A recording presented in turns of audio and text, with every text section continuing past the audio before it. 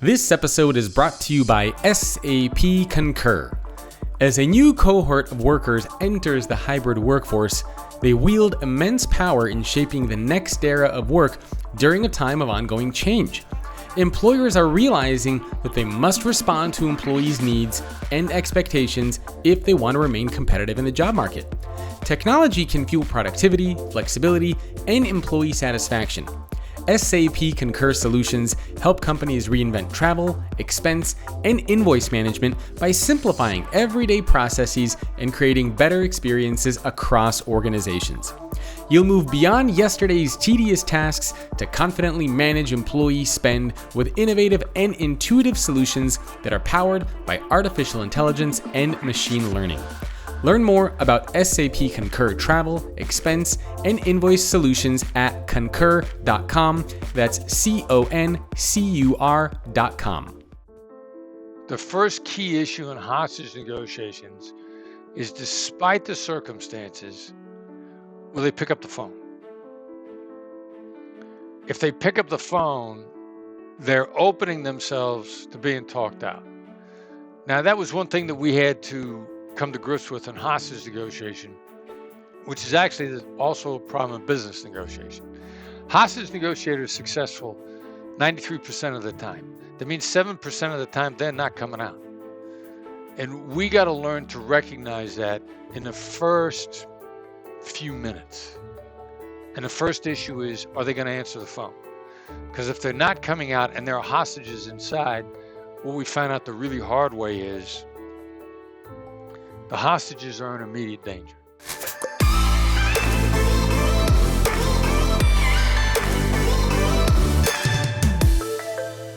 Chris, thank you for joining me today. Really excited to speak with you. Thanks, Jacob. I'm happy to be here.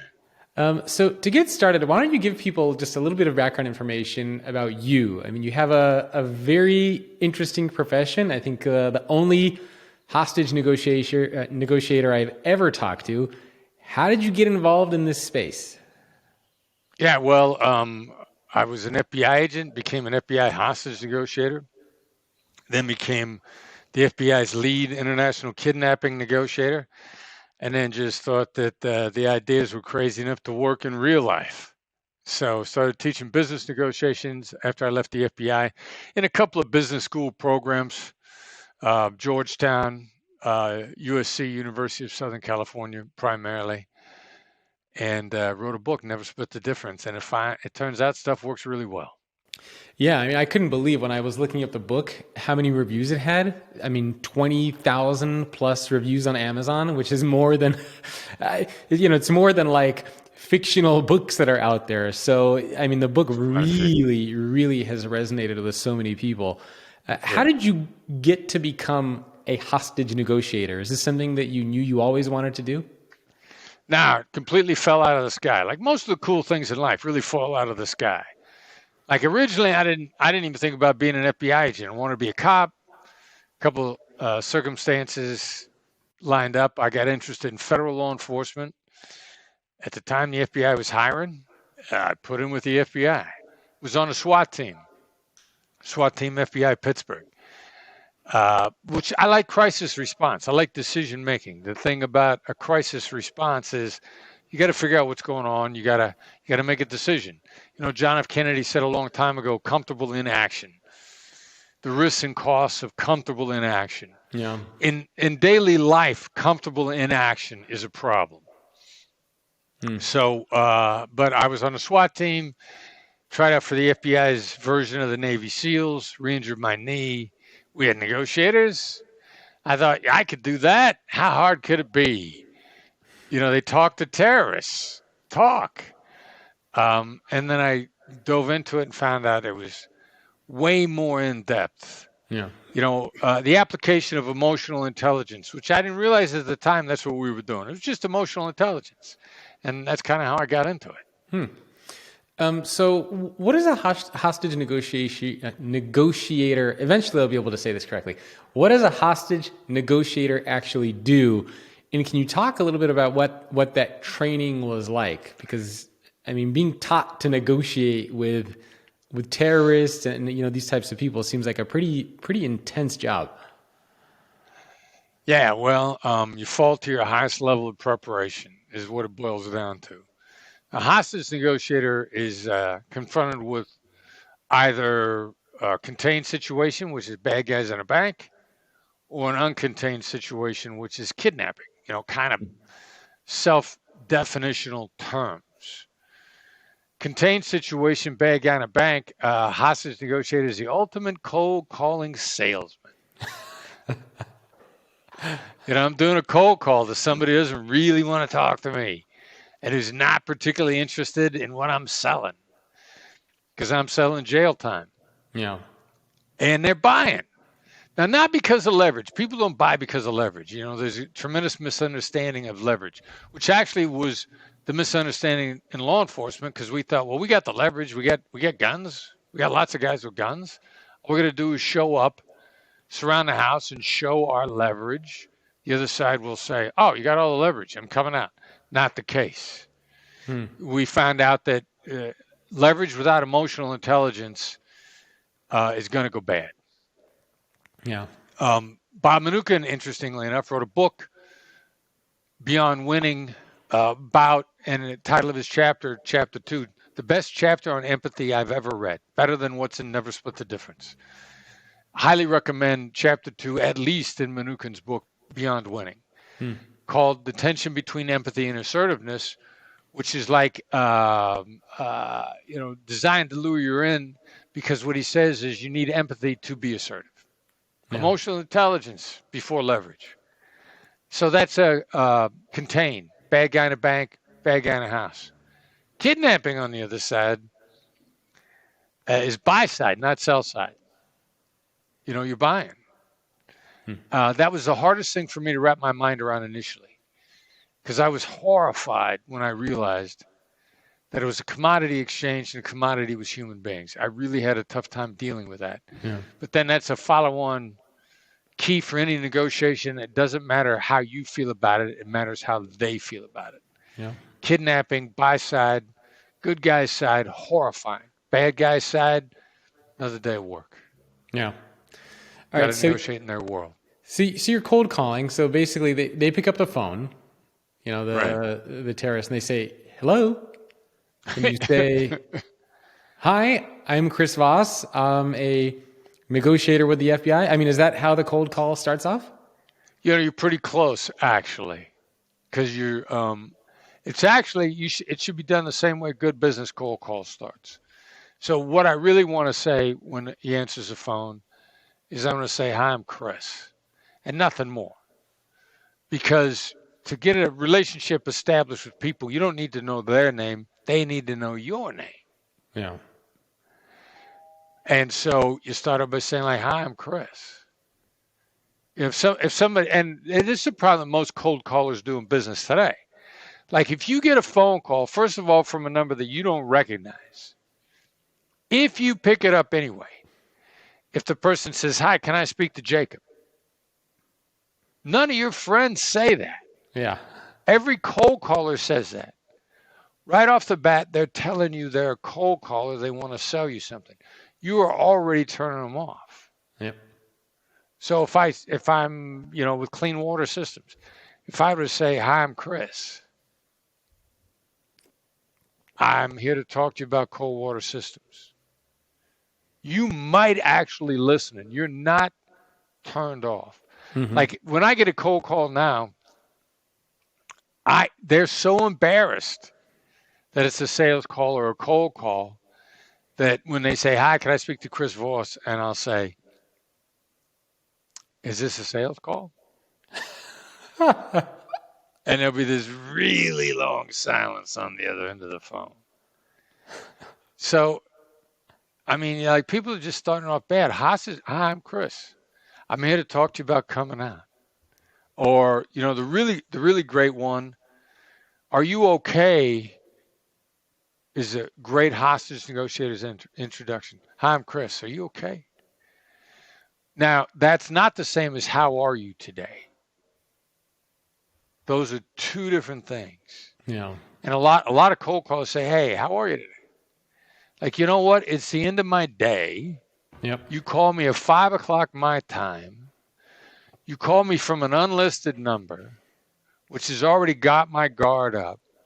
How do you think my day is right now?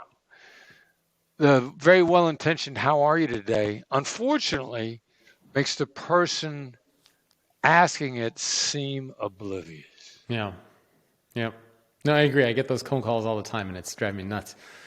But when you're calling these people, you're dealing with terrorists, with a lot of scary people out there. They know why you're calling, right? They know that your job is to negotiate them, to come in, and to release a hostage. So why do they talk to you if they know that that's what you're trying to do? Why don't they just not pick up the phone and just say like, F you, Chris, nothing happening? Yeah, well, they want to see if there's a way out. They want to see if there's a path. And you bring up actually a really good point, because the first key issue in hostage negotiations is, despite the circumstances, will they pick up the phone? Yeah. If they pick up the phone, they're opening themselves to being talked out. Now, that was one thing that we had to come to grips with in hostage negotiation, which is actually also a problem in business negotiation. Hostage negotiator is successful 93% of the time. That means 7% of the time they're not coming out. Yeah. And we got to learn to recognize that in the first few minutes. And the first issue is, are they going to answer the phone? Because if they're not coming out and there are hostages inside, what we found out the really hard way is the hostages are in immediate danger. Now, business negotiations, there's a book called, I'll think of it's a sales book, The Challenger Sale. And in the Challenger Sale, it says that 20% of the time when a customer engages with you, they have no intention of making the deal with you. You are either due diligence, you're free consulting, or you're competing bid. Interesting. And we call it proof of life, the favorite of the fool. Or if you don't know who the fool in the game, who is it? Jew. Now, in the Challenger Sale, in order to pull this data, what they basically said was, for business people, essentially, how often do you lie to somebody about that you're going to make a deal with them? And they admitted it 20% of the time. Now, people do not exaggerate how much they lie. They minimize it. So, and this is the future of work today, right? Yeah.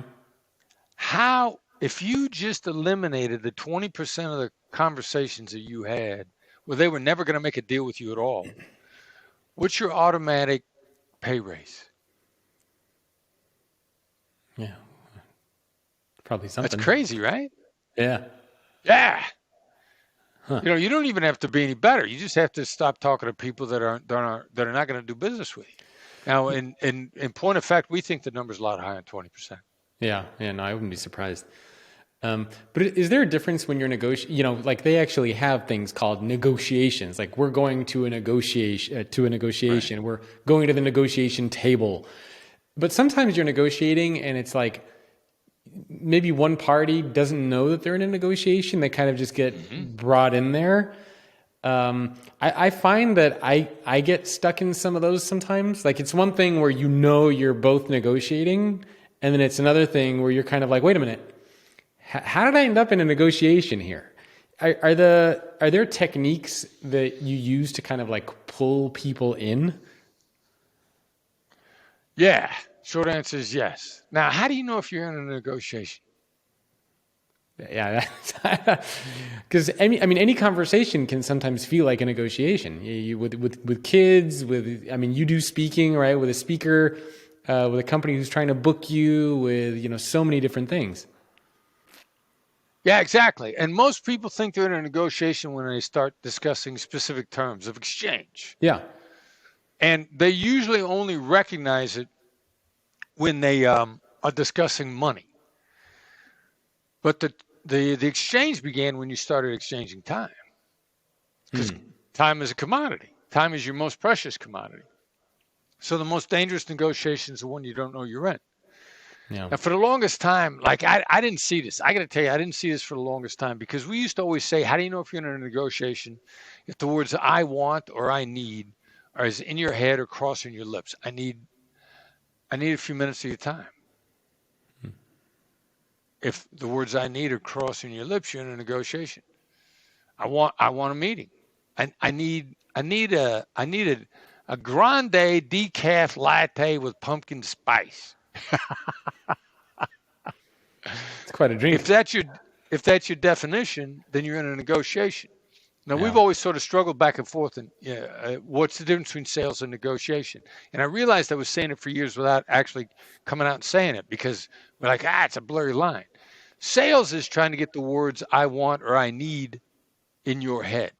Yeah. And as soon as I want or I need's in your head, you're in a negotiation. I need collaboration on this topic. I need us to work together. I need us to agree on a system that we're going to run the company with. You're in a negotiation. So really, if I need some information, you're in a negotiation. So the idea is, if you're gathering information or you're trying to establish a relationship of influence, you're in a negotiation. That starts at much earlier. What's been the worst negotiation you've ever had?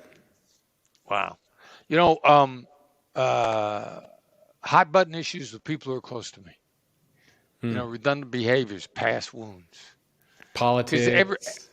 Politics. Everybody gets emotional. Yeah. Or, if you're alive, you're emotional. Yep.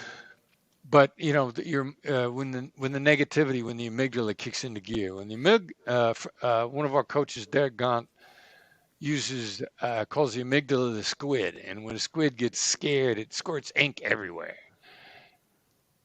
Or an octopus, you zoologists, if I got it wrong, or zoologists, there is no zoo in zoology, right? So even you, right? Because somebody would say, well, Chris must win every negotiation, like he must win every conversation.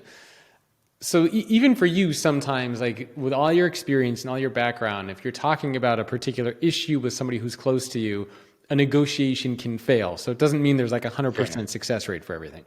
Yeah, exactly right. Exactly right. And actually, that's a tremendous relief for everybody because my former boss in crisis negotiation unit, Gary Nessner, used to always say, this is the best chance of success. And it's a phrase that I have adopted, the best chance of success. By definition, that's not a guaranteed chance of success, which means you will fail. The issue is, how do you bring up your win rate? Yeah, never going to be 100%. So now you work with a lot of business leaders. And I feel like when most people think of negotiation, obviously they think of sales, right? That's the most common, closing deals and stuff like that. Unfortunately, yeah. Yep. So besides the sales aspect, why else are leaders coming to you? What are they trying to figure out how to negotiate? What do they want your help with? If they're top performers, which by definition means they're in the minority, we refer to them as the top 1%. They're coming to us for coaching and everything. This book behind me right here, Ego, Authority, and Failure, is written by the guy I mentioned earlier, Derek Gaunt, applying tactical empathy to leadership. So, we have a small clientele that we coach directly. They'll come to us on a specific deal, and then they find that negotiation is a perishable skill, so they typically sign up for routine coaching to keep their skill level high. So that, and then we get everything. We get insurance settlements, we get mergers and acquisitions, we get internal problems, we get salary negotiations, either end. Yeah. Job negotiations, whether you're employer or employee, because it's still a negotiation. Yep. We don't do divorces. So people will say, I'm doing a divorce. We're like, nah. If you're in a divorce, the SWAT team's already engaged. We used to say in hostage negotiations, you can't negotiate a riot or a gunfight. Yeah. What does that mean? When the tactical people are already deployed, hostage negotiators are no longer involved. So if you've kicked your lawyers into gear, then your lawyers, we're not coaching you in that negotiation. If you're a leader at a company and you're trying to get your employees to do something, I mean, I hear this a lot, right? How do I get employees to buy into the vision? How do I get employees to be more innovative? How do I get employees to do, X, Y, Z? Is anytime something like that happens, is that a negotiation already for the leader? Because a lot of leaders might be thinking, why? Like, I'm your boss. I tell you what to do. You should go do it. It's not a negotiation. It's just, me telling you what to do. But I suspect that part of getting employees to buy into and do something that, your vision to buy into that, I suspect there's a lot of negotiation that has to go into it. Yeah, well, if telling people what to do worked, then that question wouldn't be asked, would it? Yeah, so buy into the vision. First of all, show them you understand where they're coming from. First, like effectively, it's what the Black Swan method teaches is the accusations audit. Company we're coaching in negotiations, medical related field, owns a bunch of hospitals a couple of years ago. Their CEO's trying to take a new direction. The rank and file thinks the guy's out of his mind.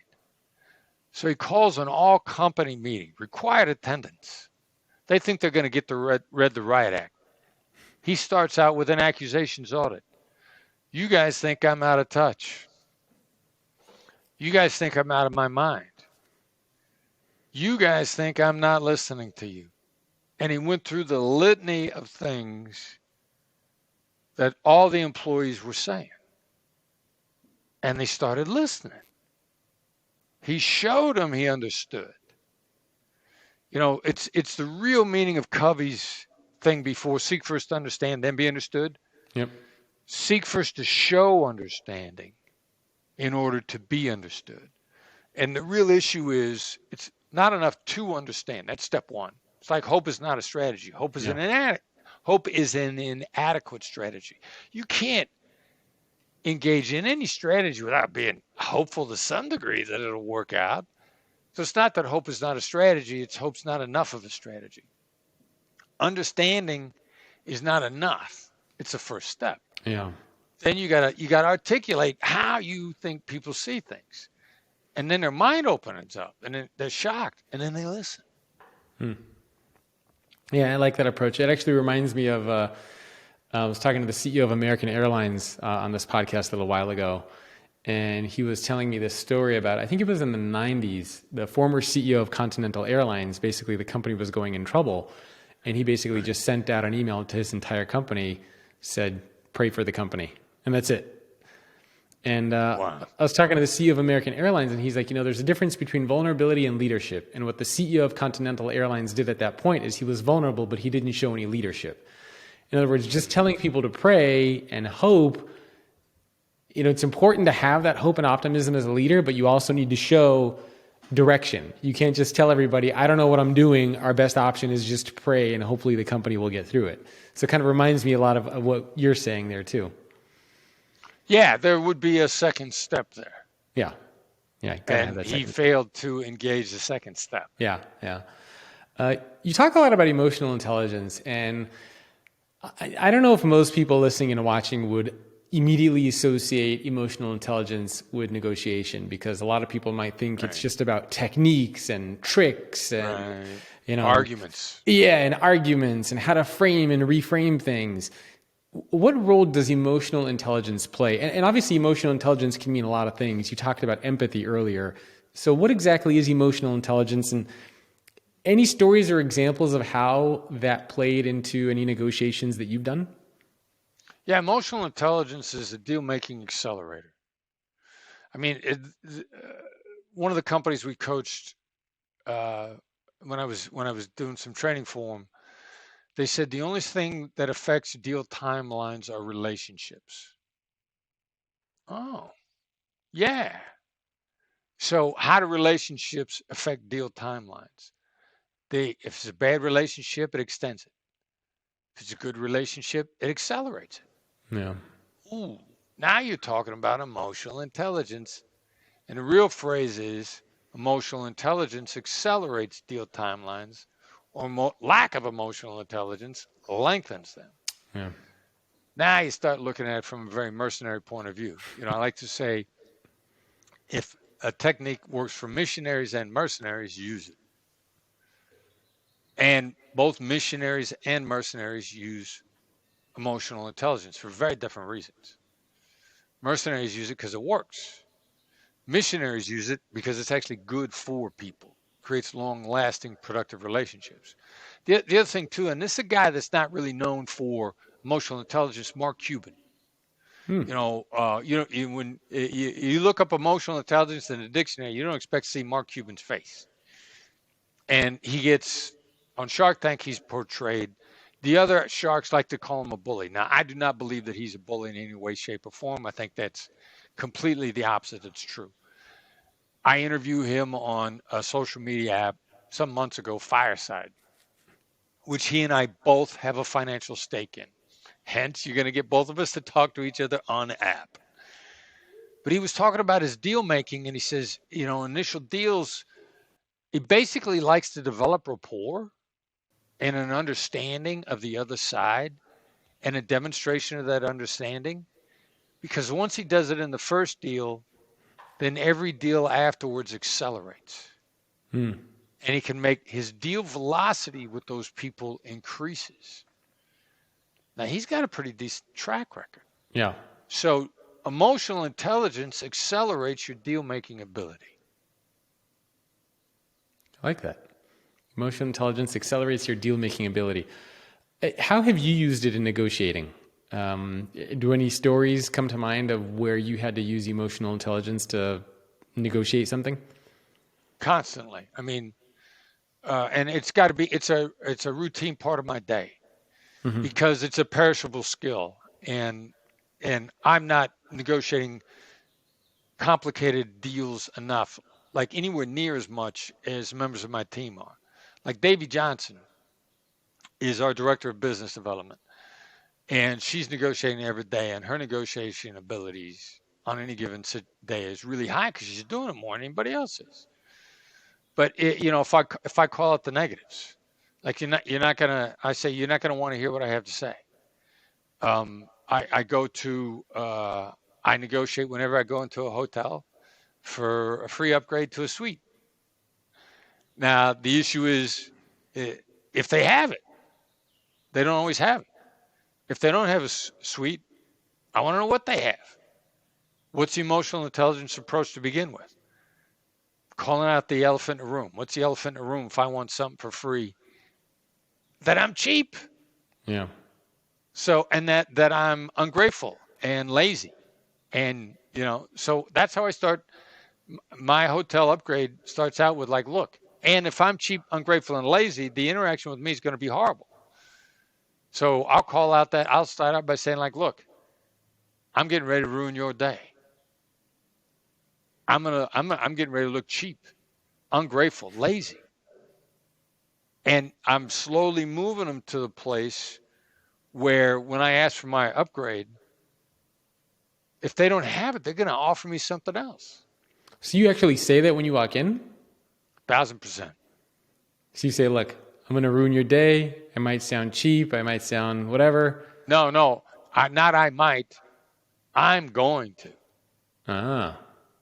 Because the other thing, too, is empathy is about what the impact the other side, it has on the other side, how they see it. Yeah. And then, I know that as soon as I start asking for something for free, it's not that I might seem cheap. I do seem cheap. So I say it. Because then you look fearless in the negotiations. Calling out the negatives in advance. The accusations audit is probably the single most powerful strategy in a Black Swan method. And when we're coaching, that's what unwinds more negotiations faster than anything else, because there's a composition of the emotional circuitry in the brain. And that composition is layman's estimation, not a neuroscience estimation, layman's estimation, 75% negative. And we're finding that playing out in practice. So I'm not a scientist, but I am a very well-practiced layman with a lot of qualitative data behind our experience to show that this works. Just a reminder, this episode is sponsored by SAP Concur. Integrate travel, expense, and invoice processes into one seamless connected platform for complete visibility into employee spend. Learn more at concur.com. That's CONCUR.com.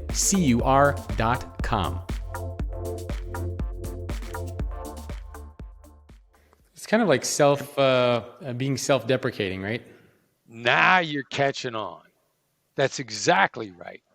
And you find that people that are self-deprecating get people to deal with them in a delighted fashion very quickly, because then they combine both calling out the negatives with a humorous and likable approach, which is a ridiculously powerful 1-2 punch. How much of this, so I'm working on a book that's going to come out next year, and it's looking at vulnerability in leadership. So I'm always really interested in the vulnerability aspect.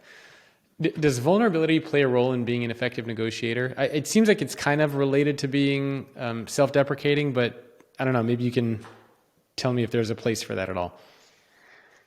Yeah, it's the eye of the beholder. I'm not attracted to the word vulnerability at all. Yeah. Because of my type. We believe there's one of 3 conflict types: fight, flight, make friends. I'm a natural born fight, assertive.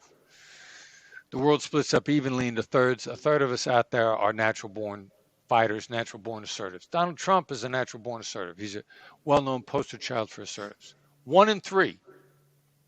Black Swan Group has lots of reason to believe that this is a global percentage. 1 in 3. So I don't love the word vulnerability.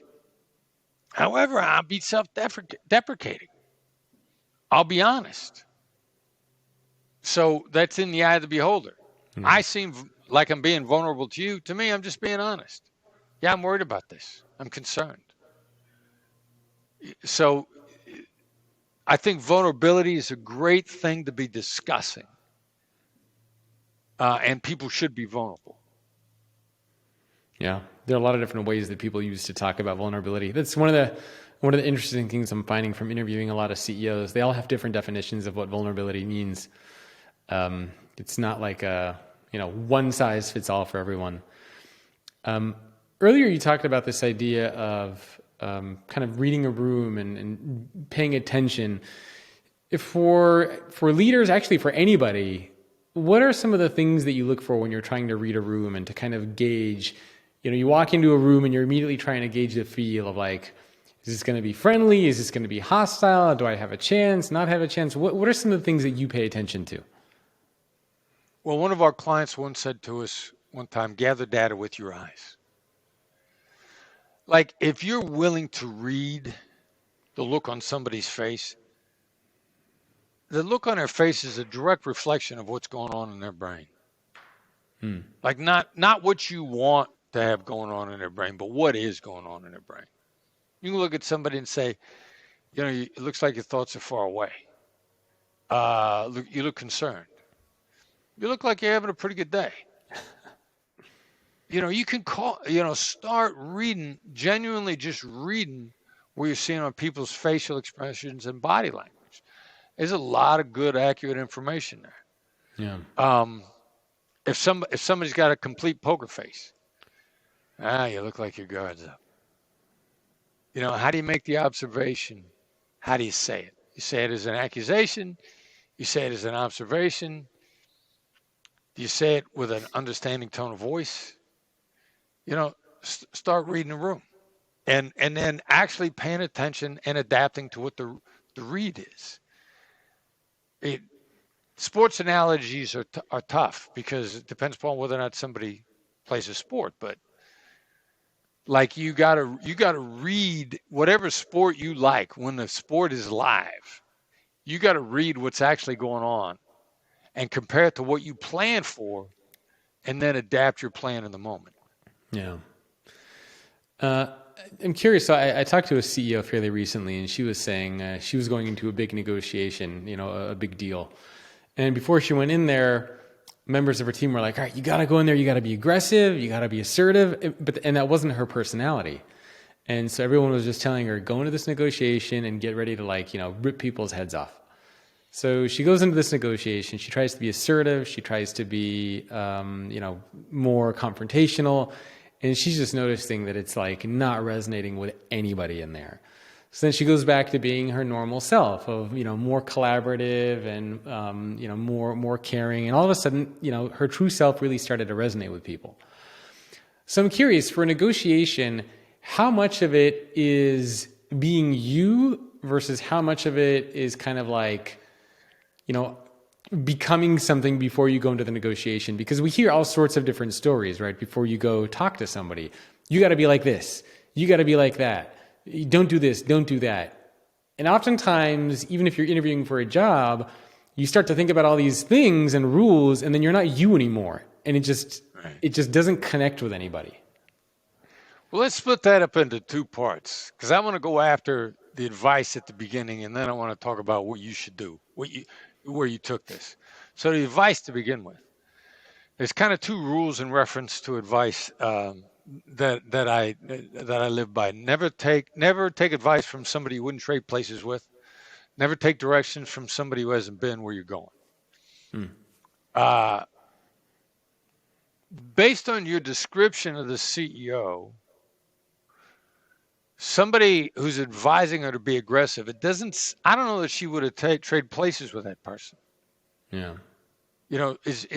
Where's the advice come? Does a person who I'm talking to have good advice for this circumstance, which is completely separate from whether or not they're on my side?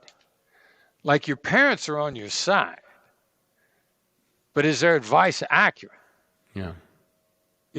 So I'm very leery of that advice to begin with.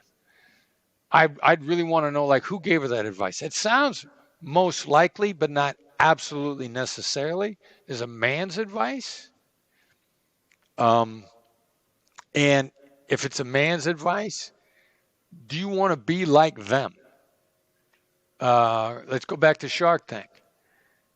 Kevin O'Leary is a very successful guy. Mm-hmm. I don't want to be Kevin O'Leary. So, and he and I have both spoken at the same events, and Kevin, I've heard him say, good negotiations are when both sides are unhappy. To me, that sounds like a recipe for eventually crash and burn. I don't want that. I don't want to negotiate with you where you're unhappy. So, what I take Kevin's advice in a negotiation. Now, the other, if there are 5 sharks, the other 4, I like the way they handle themselves. And I've met and directly had conversations with, Lloyd Grenier is the only one that I haven't talked to, either met in person or talked to. I like the advice that they gave. So who's giving me the advice to begin with? Think about who's giving you the advice. Now, second part, do you sacrifice yourself? All right, so of the 3 types, fight, flight, make friends.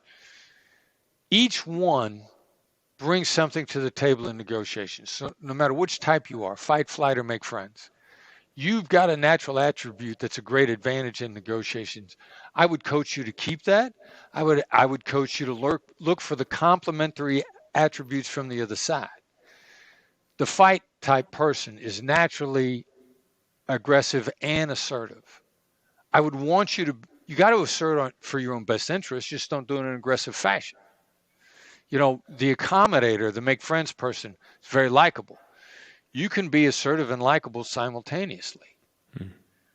The flight guy or gal, very analytical, really likes to think things through. You should give some degree of thought to the next 2 or 3 moves in a negotiation. You put all 3 together, take your natural skills that are yourself, that enhance your deal making. I mean, really enhance them. Long-term successful relationships. What enhances that? Take what you are, add what the other 2 people have that complement your skills. Yeah, I like that approach. Focus on your strengths and then kind of adapt. It seems like you have to be a chameleon in some respects of staying true to yourself, but sometimes you got to just put on a touch of color to blend into the surroundings that you're a part of too. That's an interesting question because we don't coach in authenticity. We want you to be authentic. We want you to be honest. Yeah. Now, the question then a little bit becomes, is it you or is it something you learned? It's probably learned behavior. So then are you being a chameleon or are you simply learning and getting better? Are you discarding behaviors that you learned that don't serve you as well in favor of behaviors that you can learn that serve you better? Yeah. And that becomes a very confusing issue for many people. They get too wedded to a behavior that's learned when in fact they say, it's just me being me. It's a learned behavior, which means you can learn another one. Yeah, no, good point. All right, I'm sure a lot of people are kind of wanting to learn about maybe some techniques or things they can put into practice in everyday life. So what are some of your favorite techniques that you use or that leaders can use for negotiation? I know you have quite a few that you go over, but maybe if you have your top three, something that we can start to implement right away, what would be your top three? Yeah, well, I'll do read the other person's emotions and hang a label on it right off the bat. Looks like you're having a tough day. And the great thing about being inaccurate is you get a great correction and then you get even more accurate. So actually calling out that So what if it's weird? So for example, I've had people say this to me, right? Like, people that I'm just meeting, they say, wow, Jacob, you look tired. And in my mind, I'm like, F you, I'm not tired. I'm like, you get upset when people call out something that might be negative of you, or they say, you look like you're having a tough time, and you're like, you son of a, right? You don't always want somebody to say that about you. So how do you balance that? Because you say call out the emotion, but what if it's something the other person doesn't want to hear? That's a great question because there's a real fine line there. So if you looked tired to me, I'd probably say, tough day? And I'd say it just like that. And is that a genuine read to begin with? Yeah. And then I'm willing to be corrected. And that's a great question. How are you teeing it up to the other person? And then am I willing to learn and adapt? All right. So I made the mistake of saying to Jacob, you look tired, and it was an instantaneous negative reaction. Yeah. So now I'm going to question whether or not I want to use the label, you look tired, again. And secondly, I'm also going to adapt in a moment. Like if I say you look tired and that impacts you negatively, you're going to show me. Yep. And so then I go like, I guess I stuck my foot in my mouth with that one. Yeah. And then you're going to appreciate the fact that I want to get it right, that I'm actually paying attention, that I'm not so certain of my initial read that I'm gonna continue plowing ahead with it. So it's not just calling out the emotion, but you have to know how to call it out in a way that will connect with the other person. And instead of the other person getting upset, they'll say, oh, wow, like Chris sees me and that's great. Instead of like, wow, Chris is really just, he's insulting me. I can't believe he would say that. So you got to call it out in a connecting way. Yeah. And then it's an ongoing dance, if you will. It's a little bit like, what's that old phrase? You got to be Ginger Rogers. Yeah. Ginger Rogers did everything Fred Astaire did, only she did it backwards and in heels, which meant her job was harder. And a little bit you want to be Ginger Rogers in your negotiations. Because it's tougher to continue to adapt. But if you can, that means you're developing mastery. Yeah. Yeah, I like that approach. Okay, so call out the emotion. And what does that do? So does that create an immediate, if done correctly, it creates an immediate, I guess, bond or connection with the other person? Yeah, I mean, because nobody's used, people are used to, how are you today? Yeah. I'm Like good. How are you? yeah, and then at best, see, like, all right, so on the day you look tired, if somebody said, how are you today? First of all, their tone of voice is going to betray their agenda. And, hey, how are you today? Which is really like, I got stuff I want to say, and I want to make sure that you're ready to listen. So, or, how often does somebody say, how are you? And they really want to know. They're actually trying to get to what they want to say. 2 out of 3 times, they don't want to know. Now, let's say they said, how are you today? And you reacted with, oh, geez, not again. Now, are they reading? Are they paying attention? Or if you go, fine, how are you? You throw it right back. That's this meaningless conversation that goes on every day, as opposed to somebody actually paying attention to you. Like, people are shocked when you actually pay attention. Yeah. All right. So I like that technique. What's another one that you like? Well, so then what's the circumstance dictates is going on before I walk in the door? What do I mean by that? You got a problem with a company and you call and you get customer service and you say, how are you today?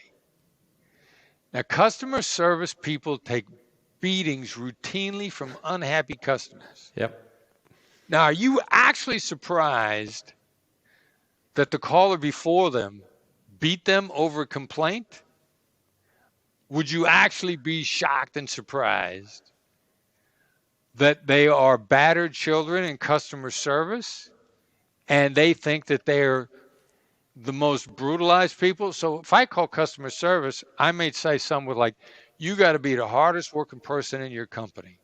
You get paid to take a beating on a regular basis from unhappy customers. They're going to call in for something you had nothing to do with, and they're going to blame you personally, and they're going to scream at you and call you names because you're unable to fix the screw-up that the salespeople created.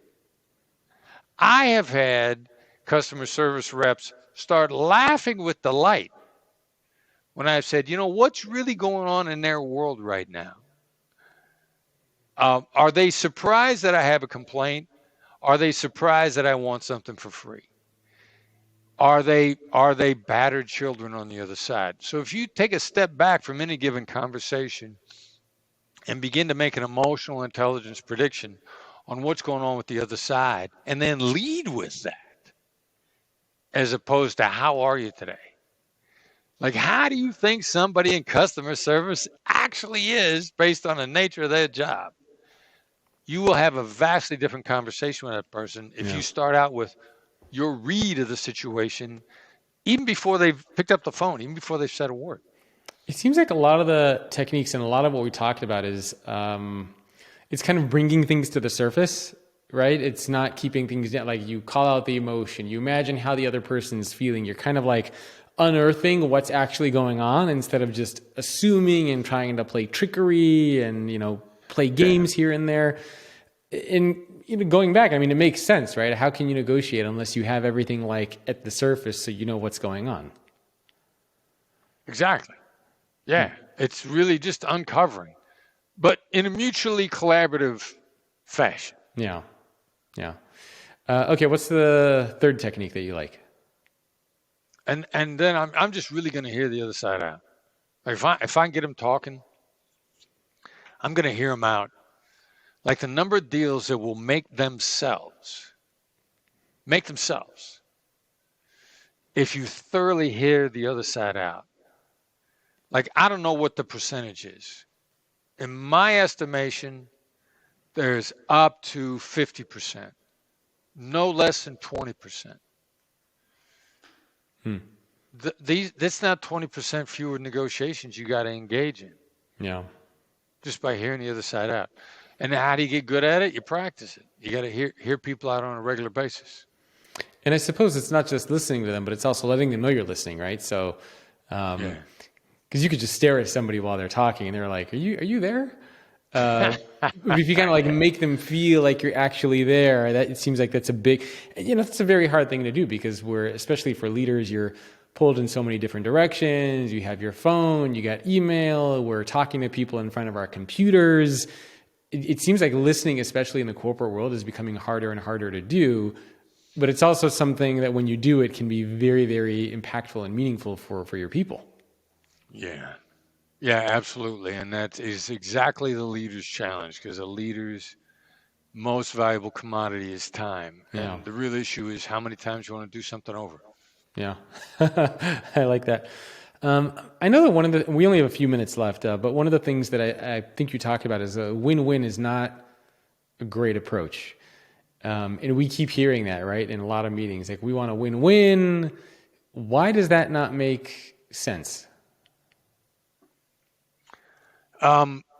So, there's a fine line here between, do they conduct themselves win-win, or is it simply throwaway verbiage?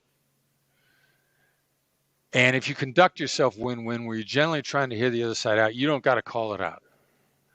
Most of the time when people call it out, they're trying to get you to give in. And so that has happened to all of us so many times, because somebody said, hey, I want a win-win deal. And you're like, all right. And you begin to collaborate. You begin to soften your stance. And the other side doesn't at all. Now that happens so often that then it becomes a point in time. As soon as somebody says win-win, I'm putting my hand over my wallet. I'm ready to walk out the room. Yeah. So there's a big difference between, are you using it as a throwaway to soften up the other side, or do you actually mean it? And most of the time, whoever we're dealing with, we've dealt with them before, and they have a behavior for us to compare with their words. Yeah. And we already know whether or not they actually mean it. What's the biggest mistake that you see people making when it comes to negotiating? And again, it could be leaders, people going in for salary talks. Are there some common slip-ups that you see people making? The first one is, Ronald Reagan said, if you're explaining, you're losing. Now, it's also if you're arguing, because what's argument other than explanation? Yeah. So I got to remember that when I get in arguments with my wife. Well, all right, and yeah, exactly. I mean, and so here's also the phrase, and I'll say it what was wrong, and which I don't subscribe to, but what it really means. What's wrong is you mentioned your wife. There's a misogynistic phrase that goes, there's two rules for arguing with women, and they're both wrong. Now the truth is, the real phrase is, there's two rules for arguing with people, and they're both wrong. We've got all these models for us in the movies and TVs where people make a brilliant argument and the other side says, wow, okay, agreed. And that never happens in real life. Yeah. So really, taking the time to at least hear the other side out a little bit is a great way to get compliance. It's the most effective way for long-term compliance. And so, hear the other side out first, or begin to take some emotionally educated guesses on what's driving their feelings. And then you're gonna flip over into collaborative. So start taking some guesses. But you asked me what I want you to stop doing now. I want you to stop making your argument first. I want you to stop explaining and start hearing the other side out, and make sure they feel heard before you move on. Yeah. I mean, and we see that a lot, right? People jump in and they just immediately I got my bullet list of 40 things that I want to tell you before I allow you to speak. And at that point, it's what am I even doing here? Exactly. Yeah. It can be a hard thing for people to get past. All right. So maybe last question for you. Besides negotiating techniques, are there other things that people need to pay attention to? So body language, dress, tone of voice, things that go beyond, the specific negotiating techniques. Because, for example, listening to you, a lot of people would say, he's got a voice that I could listen to. I want to hear Chris talk. But, doesn't that play a role in some capacity? Tone of voice may be the single most important tool. And that actually, for me personally, that occasionally is my biggest shortcoming, because there's a natural born assertive tone of voice is always bad. Always, always, always bad. And so I need to be very cautious in my tone of voice.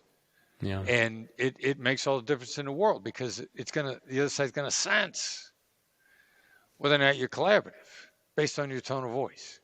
And so yeah, tone of voice is critical. Yeah.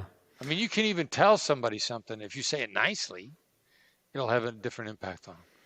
Yeah, I think there's a quote, right? It's not oftentimes what you say, it's how you say it. Yeah. I've heard that quote. Yeah, exactly. Well, Chris, this has been awesome. Why don't you let people know where can they go to learn more about you, your book, anything that you want to mention for people to check out?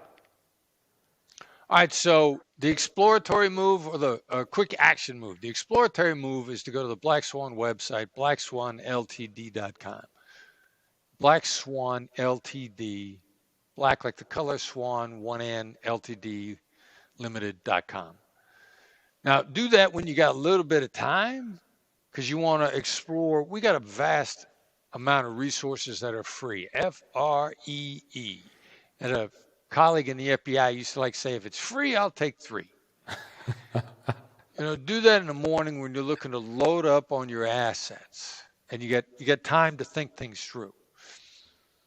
Short answer to get better faster is to subscribe to the newsletter, because then that's a concise, actionable article on negotiations that comes direct to your email on Tuesday mornings, 7 or 8 a.m., wherever you are in the world.